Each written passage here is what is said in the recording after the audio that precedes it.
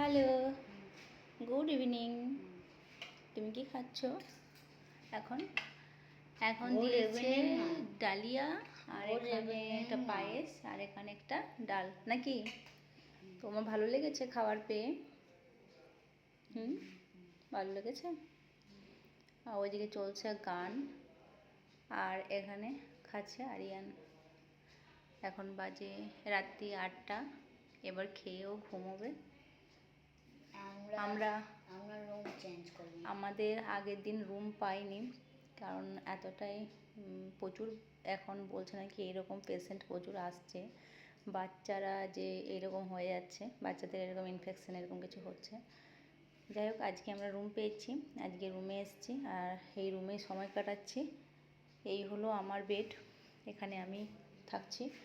এটা একটা ওয়ার্ড্রপ আছে, এখানে জিনিসপত্র রাখতে পারছি।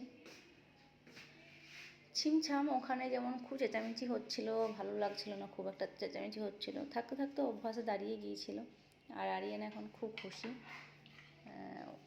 কারণ খুশি এই জন্যে ওখানের ওয়াশরুমটা একটু নোংরা ছিল, এখানে ওয়াশরুমটা ওর খুব পছন্দ হয়েছে, যেটা আরিয়ান একটু খুশি হয়ে গেছে।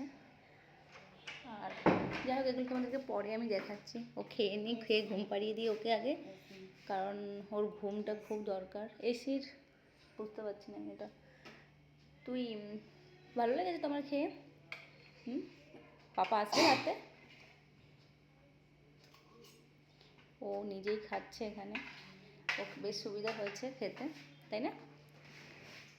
টাটা, বাই বলে দাও গুড নাইট আমার ফ্রেন্ডদেরকে। তো চলো টাটা।